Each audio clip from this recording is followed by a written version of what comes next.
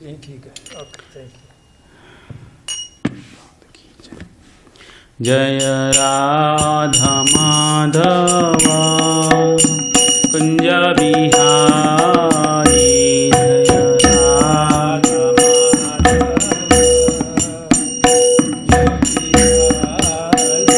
जय राधा माधव कुंज बिहारी,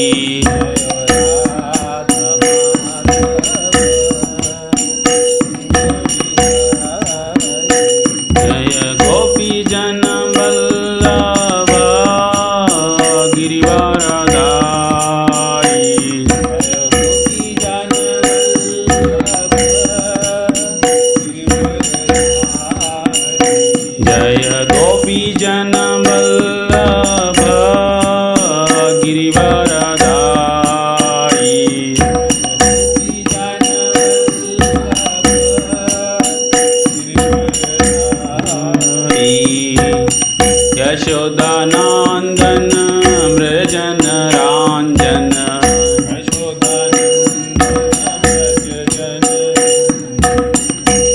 यशोदानंदन व्रज जन रांजन,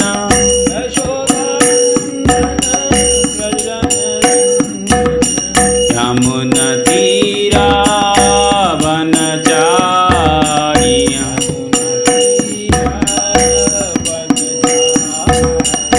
मुना तीरा वनचारी,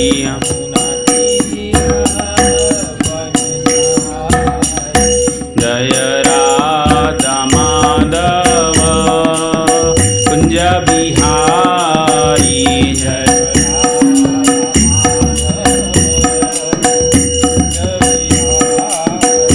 जय राधा माधव कुंज बिहारी,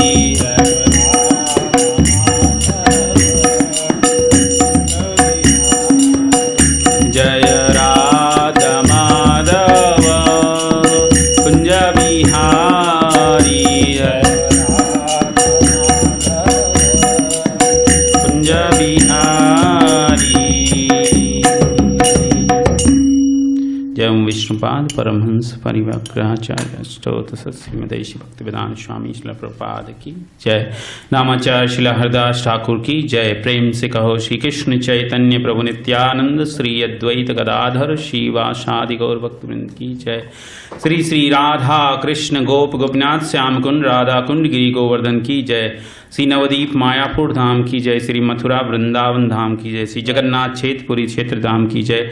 गंगा माई की जय, यमुना माई की जय, तुलसी महारानी की जय, भक्ति देवी की जय, हरिनाम संकीर्तन की जय, बृहद मृदंग की जय, श्रीमद् भगवद गीता की जय, अनंत कोटि वैष्णव वृंद की जय, श्याम वेद गौर भक्त वृंद की जय। गौ प्रेमानंदे हरि हरि बोल। ओम नमो भगवते वासुदेवाय,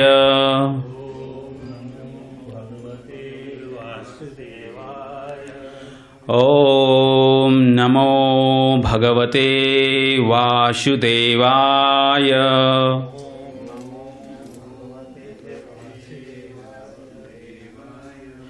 ओम नमो भगवते वासुदेवाय,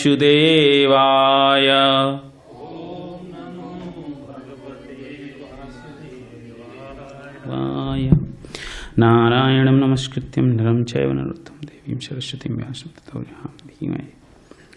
So we are reading from Bhagavad Gita. We will read from chapter 10, text number 3, and it should be the page number 427 in your book, or maybe one page here, there are different version of books. So everyone got like 427.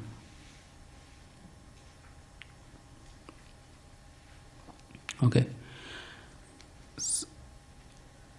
So I'll do word by word, and then I'll do complete sentence, and then you can repeat. Yaha mam ajam anadim Veti loka maheshwaram ashammudha saha mrityeshu sarva papeh pramichyate. So I'll say one part of the sloka and then you can repeat.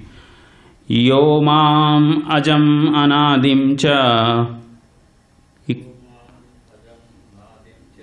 Veti loka maheshwaram ashammudha samratyeshu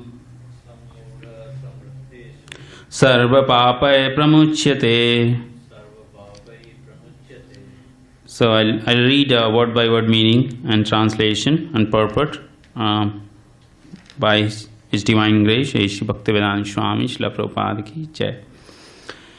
Yah, anyone who, mam, me, ajam, unborn, anadim, without beginning, cha, also, veti, knows, loka, of the planets, maha Ishwaram, the Supreme Master, ashammudha, undeluded, sa, he, mrityeshu, among those subjects to death, sharva papaye, from all sinful reactions, pramuchyate, is delivered.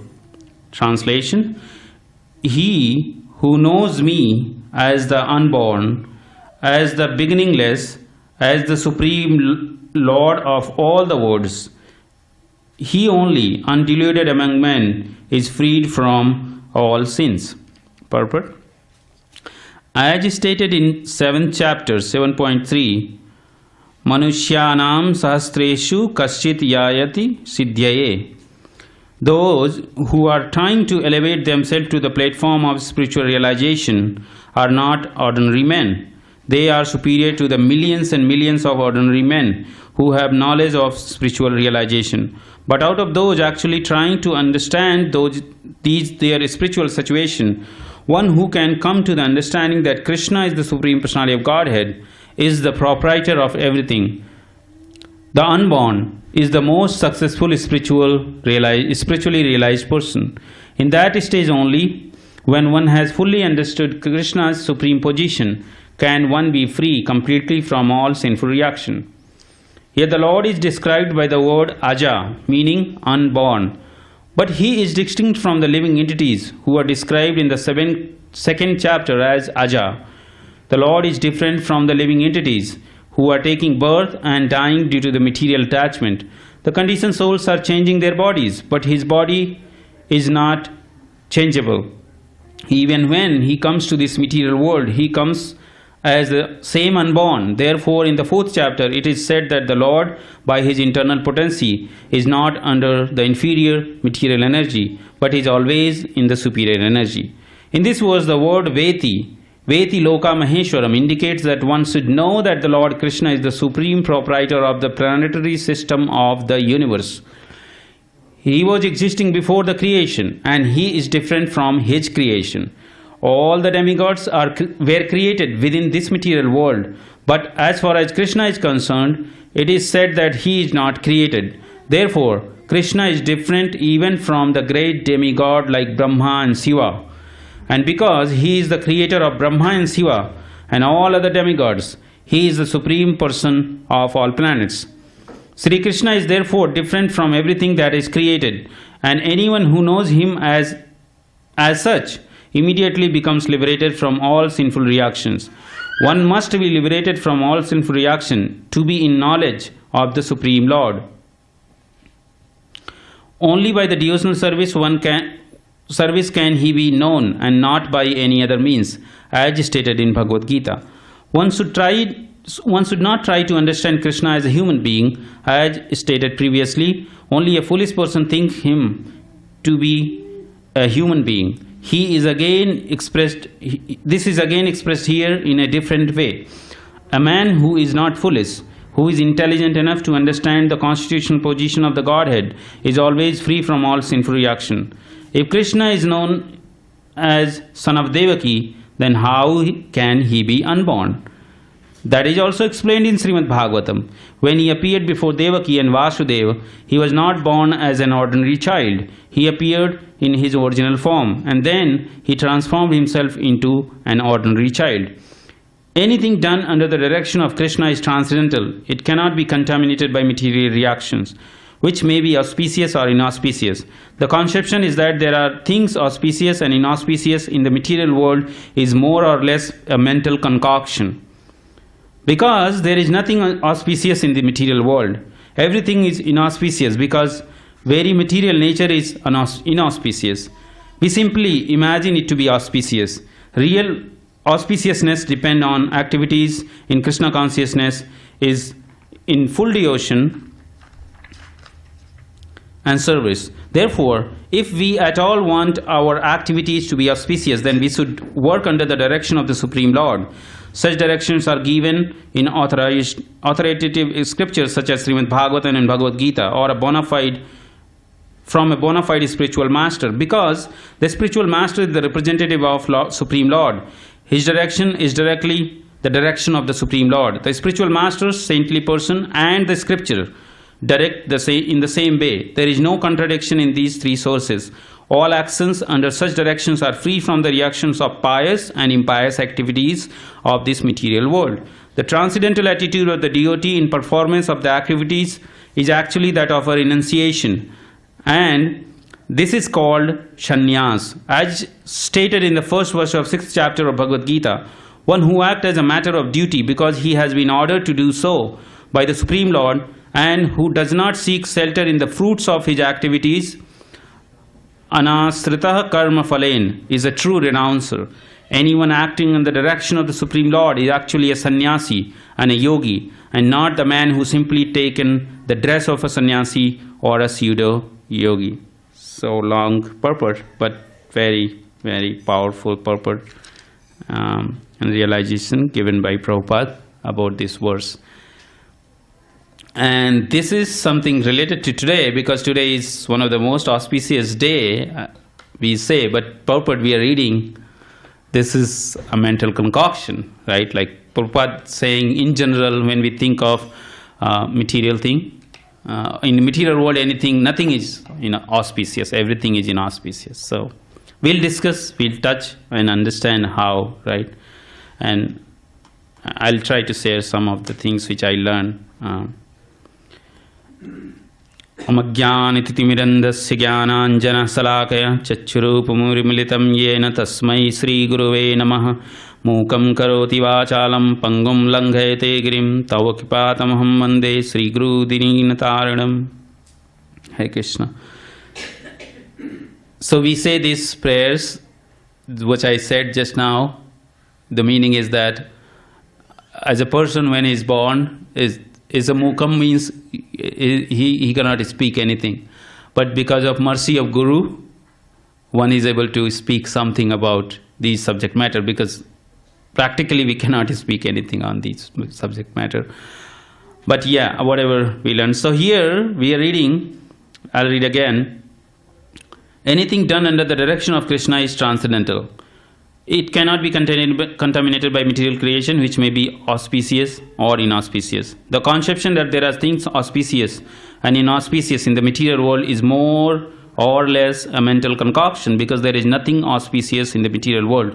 Everything is inauspicious because the very material nature is inauspicious. We simply imagine it to be auspicious. Okay. So today is a lot of important event happened in the history of the world, not just this age but previous ages, right? Today is Chaturtiya, and there are, I think, 9-10 things which happened today. One of the mostly related to the Krishna consciousness is appearance of Lord Parasuram. He was one of the incarnation of Vishnu, Krishna. And second, appearance of Mother Ganga. She came down today to the earth. Then third is beginning of Chandan Yatra, very elaborately celebrated in most of the temple across the world. And then Krishna presented Draupadi with a Kshayapatra, the pot which will never diminish of the food. So I'm going to discuss today two things. One is Krishna presented Draupadi with the Kshayapatra, and the second is Chandan Yatra briefly, which is from Chaitanya Charitamrita, comes a story of Madhavendra Puri. And before I go there, so let me first discuss. Okay, before I go, let's touch on the auspicious and inauspicious thing, right? How to understand that this day is auspicious, inauspicious is getting confusing, right? So, very nature of the world is inauspicious because it is temporary. It is not false. Like we don't say that it is false. Like Mayavadis or a lot of people who believe in spiritual light, or they want to go to Brahmaloka, they think that this world is Jagat Mithya, like everything is false, right? So we believe that it's not a false, it's a temporary. A temporary, somebody will say, no, it's like we can calculate the time, like millions of years seems like it's not temporary, it's a time, it's a long amount of time. But if you think time from the prospect of Vedic situation, that time is very small. A million years is nothing in the day of Brahma, right? Like even if we know by science, like there is the time in the moon planet is different than the time we calculate in Earth planet. Just very close, like just moon. And what about beyond this creation, right? So that is one thing, that the time we think is very small, and since something is temporary, and if you know that it's not going to last longer, we may think that, okay, let's celebrate, this is auspicious, this is not auspicious. But if you look at the gross view of everything, then it seems like everything going to end at some point. Whether a person young, born now, has to kind of end sometime. A person who is old has to end, right? Everything ends. The car, the house, we build a new house now. After 50 years, the children is gonna crash it, or you're gonna sell it to someone, and we were so much attached to that house, like 50 years, a lot of memories, but at the end, give up everything and goes, right? So that is one way to understand. And there are some situations when Prabhupada was trying to build temples. So in India, we believe in Vastu Shastra, right? Like the directions has to be in certain direction. The kitchen has to be someplace in house. You know, the deities should face this way, that way. Even in India, when they build temple, they consider, a lot of non-ISKCON or people consider directions of the, where they will face the deities, front, back, height, everything, right? So Prabhupada was building at that time. The temples were being created like fast, like every month there was a new temple, because he had very limited time, right? And he was purchasing churches most of the time, or old building, to build new temple. And there you cannot modify it, because you just use temple as it is. So some devotees came up with in your question that, Prabhupada, you are building these temples, but the deities are not in right direction as per Vastu. The Krishna is facing south, or something is not a direction, or an angle of north-south, northeast. So Prabhupada said that when we think of temple or deities, they themselves are auspicious. They don't need astrology or Vastu Shastra to define what is auspicious. Because if you see, when Krishna was born in the jail of Kamsa, then all the planets aligned themselves to make it auspicious. So wherever Krishna is there, that it automatically becomes auspicious. So we don't have to wait for a right time or right place, because the nature of Krishna itself is auspicious. We don't have to get a right time and place to do it. That's what Prabhupada said, and taught us that when you are worshipping or doing devotional service, then you don't have to consider, okay, this is auspicious, this is not auspicious, because if the intention is right and you are following the method prescribed by the acharyas, everything becomes auspicious, right? But still, there are certain days are more auspicious, like they can magnify. Like for example, Kartik, the whole month is like a special discount is offered, right?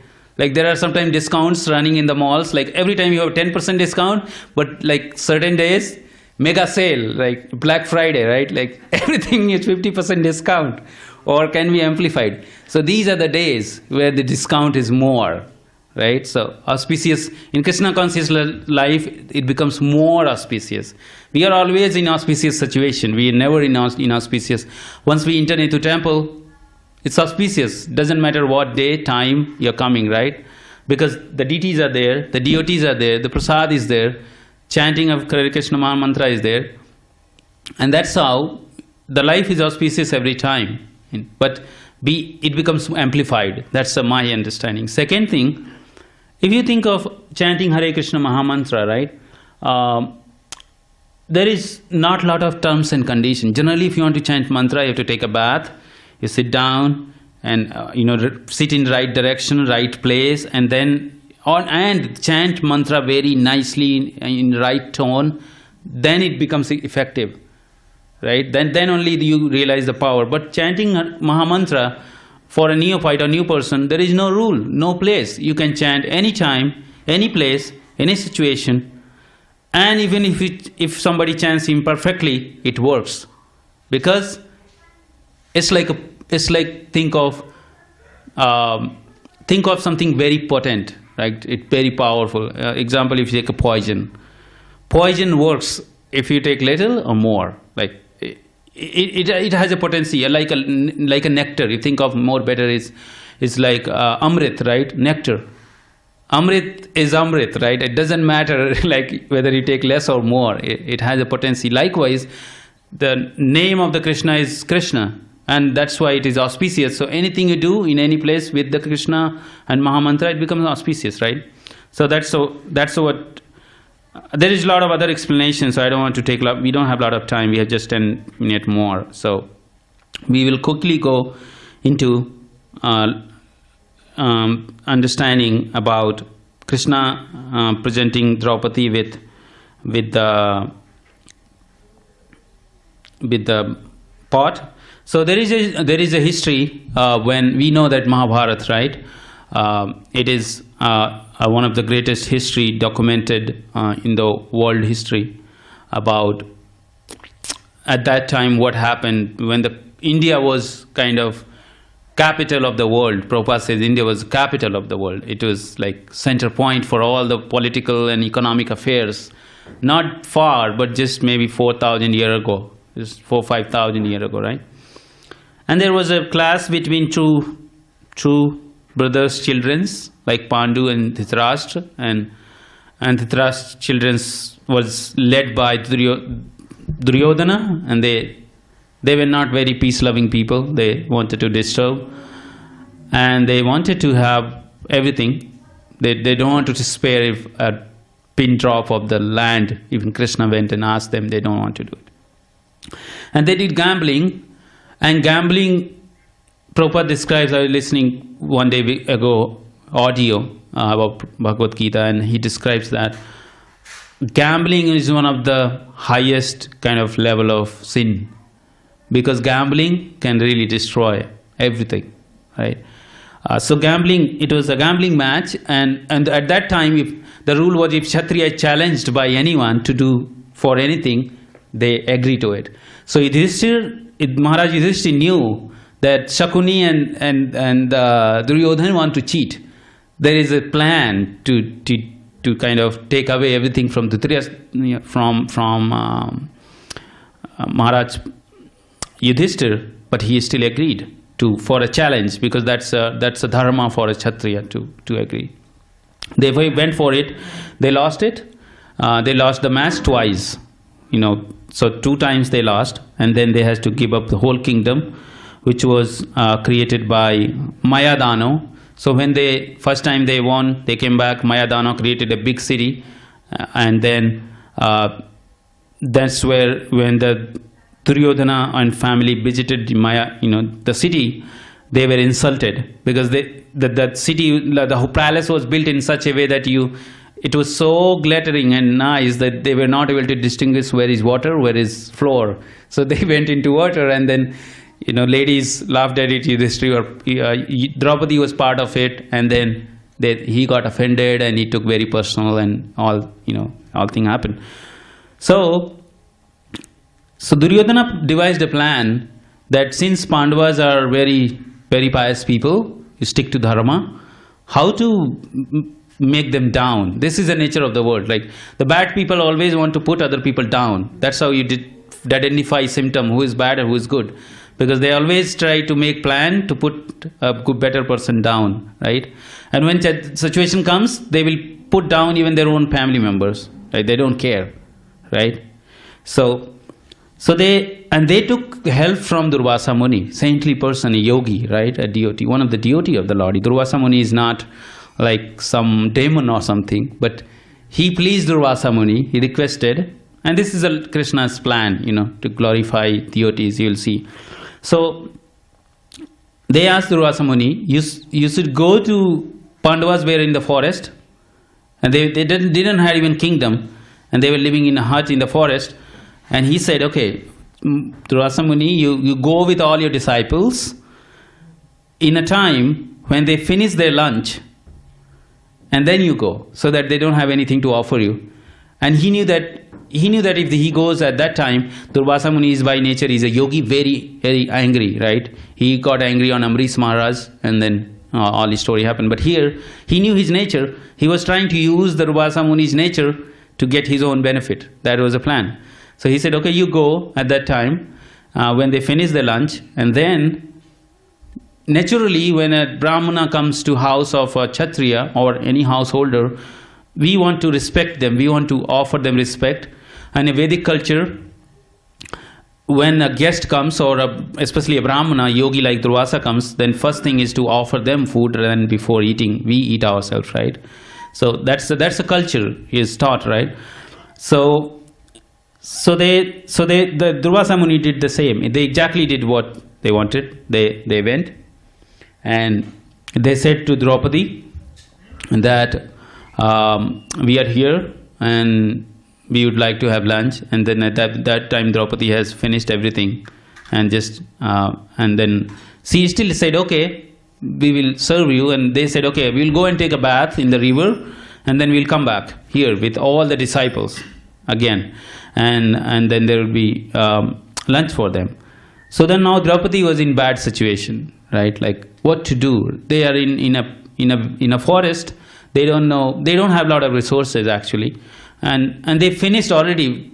They can get resources, but they finished their lunch. Like what they're gonna do now, right? So Draupadi naturally sees a devotee, so she prayed to Krishna that our life is in miserable situation.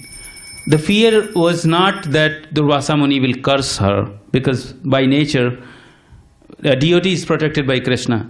When even Amrish Maharaj was about to be killed by the demon produced by Durvasa Muni, the Sudarsana came and protected them. And Durvasa Muni has to run across the planetary system to get protection. He ultimately went to Narayana and he said, oh Krishna, he said, I cannot protect. You have to go and beg forgiveness from the devotee to get protection. Because only devotee can forgive you. I cannot do anything, because even I am under the devotee. I like here, we serve the deities, right? Sometimes people may think that Krishna is non-functional. He needs food from us, he needs support, he needs a nice house to live. Outside people we may see like that. Maybe Krishna cannot do anything, and these people just trying to serve him. Like an old person, young people or powerful people want to serve because old person cannot do anything. And today it was the opening ceremony in ISKCON, Naperville, and there was a new temple is opened today, like 4 building. It's a grand temple. And some Maharaj was sharing there about that. Why did Krishna come in the form of deities, right? What is the need? He is satisfied in his own world because thousands of Lakshmis personally serve him. He doesn't need our prasad, food cooked. I don't know what is the quality and consciousness with the cooking. So he comes as a mercy so that we can associate with him. It's not that he comes to enjoy himself, but he wants to give us enjoyment, and that's how he comes, right? So same way, Krishna is controlled by the deities, and then Draupadi asked Krishna and prayed Krishna that please protect me. And Krishna said, in the pot which you finished serving like earlier, there is a 1 grain of it says spinach like left, one just dot, and if you offer that to me, if you offer that to me, and I'll accept it, and once I accept it, all the disciples, including Durvasa Muni, will be satisfied. So that's what Draupadi did, right? It requires faith. Somebody will think, no, Krishna is cheating. He's a cheater. Maybe he want to put me in difficult situation. But the Draupadi has a faith. Okay, let me do it. Because as a devotee, it is natural. That's what chanting is, to developing faith, right? Everything we do to develop a faith. Even in material world, we do things to develop faith. With the experience is what? Faith in certain process. Somebody has built it over 40 years. Now they don't know how many ways it doesn't work, how many ways it works. So same thing in Krishna's way, if somebody develops faith like Draupadi, it worked. They were all satisfied. And then Durvasa Muni was also satisfied. All of them left. They did not even came to their house because they were all satisfied. Moment Krishna take it, right? So that's the day today. The event kind of happened today. Akshapatra was given and demonstrated the power of Akshapatra. Now, quickly in 5 minutes, I'll share the story of Chandan Yatra, right? So Chandan Yatra is a sandalwood festival, you can say. So his story is that Madhavendra Puri, one of the great acharya and devotee in our line, he was living in Vrindavan, and he was living near Govardhan Hill. And there was in Govardhan Hills somewhere, since these deities are very elevated, they can talk to the Krishna. They have that capacity. We know in history, a lot of acharyas could talk. Ramanujacharya could talk to the deities directly, right? So Krishna came and in the dream and said, Madhava, I am much suffocated in the jungle beneath the earth. Please excavate my place and install me in the temple. So there was a deity which was laying in the earth, and he was feeling suffocated, and he requested Madhavendra Puri to do that. And Madhavendra Puri took the help from villagers and dig the earth, pull out the deities. The name was Gopala in the Govardhan Hill. And then once he installed the deities, little ceremony happened. All the villagers came like a typical Govardhan festival, like all the food was offered because it's Krishna. In Govardhan, they just offer food, like his festival is food. Because in the Radha Giridhari here, right? So the Govardhan Leela, Govardhan lifting happened, and then it happened because they wanted to offer food to the Indra. And then Krishna stopped them to doing and said, offer it to Govardhan. And then the Indra became angry, he devoured everything, right? And then Krishna left the hill, Radha Giridhari here, right? Aja Giridhari. So, then again deities requested, can you get some sandalwood paste for me? Because my body is burning and I need some relief. Like we apply a lot of spray or things, right? At that time there was no air conditioning or something he could install and make sure deities, but deities especially asked that get a sandalwood paste, right? So he was very old, right? He was very old, and he knew that to get a large amount of sandalwood you have to go to Odisha and all that region to get sandalwood. So he said, okay, I'll do it. So Madhavendra Puri was then, he was an old man, and he set out for Jagannath Puri. And he reached a Remuna place, which is near Gopinath temple. It is located on the border of Odisha and the Bengal. It is somewhere in the border. He stayed overnight, and in the Gopinath temple there, they used to offer 12 pots of kheer to the deities. Before they put to the sleep, like we put deities to sleep at 8:15. So they used to offer kheer at that time. Still they offer it. So Madhavendra Puri thought in the mind that what if I offer same kheer to my Gopal in Vrindavan? How nice it would be, right? Before it was being offered, he thought in his mind in the temple. And then he realized what wrong I did. Since this kheer is not yet offered to Krishna, I was trying to enjoy in my mind to offer this to Gopal, right? So he felt very bad and he went out of the temple, and he was realizing that it is a mistake I did. And he was chanting whole night Hare Krishna Maha Mantra. And at the night, deity appeared to the pujaris and they said, I have kept one bowl of the kheer behind me. Take that kheer, because Mahavendra Puri is hungry and he's just chanting whole night. Give it to him. So one bowl of kheer was, and this was the order to the pujari by the deities. So, but the Madhavendra Puri, next morning he left the city and he moved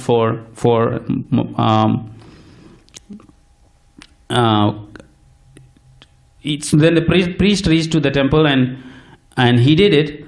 But the whole episode with Madhavendra Puri, now that deities are known as Kheerachor Gopinath, because they stole the kheer for a devotee. So how personal Krishna is, right? Sometimes we may not realize that deities don't listen, but this is a story to establish faith that deities listen.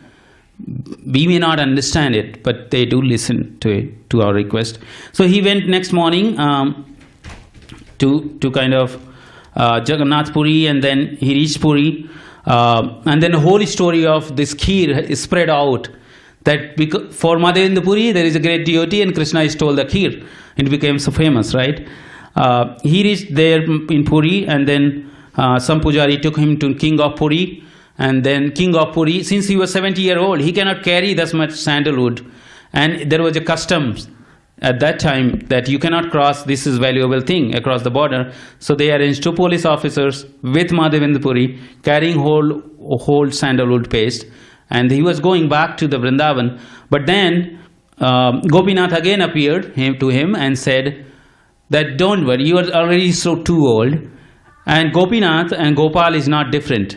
So 2 different deities are not different. Krishna is absolute, he is everywhere. So they said, deities said to Madhavendra Puri, why don't you just offer this to Gopinath's deities, just arrange for it, massage in the Gopinath deities, and Gopal in Vrindavan will feel the same coolness. So if you see, Krishna doesn't wanted actually sandalwood. He was testing and wanted to glorify Madhavendra Puri via this leela, right? This pastime. That if this happened, now Madhavendra Puri, everybody knows Madhavendra Puri and his realization, his bhakti. And same thing in Pandava's life, right? What Krishna did, Krishna would have just stopped Durvasa Muni to go, right? He is super soul in everyone's hearts. He could have just acted that way. Do some situation so that even Duryodhana cannot request, or Durvasa cannot go to Draupadi. But he wanted to glorify Draupadi and glorify the bhakti, right, via this process, so that now everybody who will listen, even Durvasa was satisfied because just Draupadi offered a grain to the Krishna. So that way people will have faith. But unfortunately, when Krishna was on the planet, a lot of people didn't have faith in him. Even if he was personally present, Prabhupada says that not everyone was a devotee of Krishna, right? Seems like a strange now thinking of, we think if Krishna was there somewhere in India, we could visit and go and meet him, and what a nice thing, right? Like going and offering obeisances and conversing. But at that time also the people were not. So it's not that sometimes we feel if Prabhupada was there, we could associate better than Prabhupada disciples and other people. But that's not the case. It's all about instructions, right? The Bhagavad Gita instructions were there even before Krishna was here, because it is there in other yugas. And Bhagavad Gita will be there in future, but not everybody believes in it. And therefore... We are already over 5 minutes. Yeah, I'll finish in 2 minutes, Prabhu. Thank you. So therefore, that's why the auspicious and inauspiciousness is a mental concoction. If we trust in Krishna's words and his activities and pastime and the devotee's pastime, then the faith in these scriptures, because that can only help us to understand. Otherwise, sentimentally praying to God is not going to help. But actually practicing and learning these things and realizing without experience there is no knowledge actually. Because even in the student in the class, a teacher can give all the information, like I'm talking all this, but unless somebody realize it, by doing it, we may not understand anything out of it, right? Somebody said, 1 + 1 is 2, but one has to continuously practice to believe. A small 2-year child may not pay attention even what is this 1 and plus 1, right? So likewise here, today is Akshaya Tritiya and it's very auspicious. It's a good day to take darshan, read more, listen more, and that's how we all are doing. And thank you so much for listening. I'll end here. All glories to Prabhupada. Hare Krishna. If you have any questions or comments, I'll be happy to take.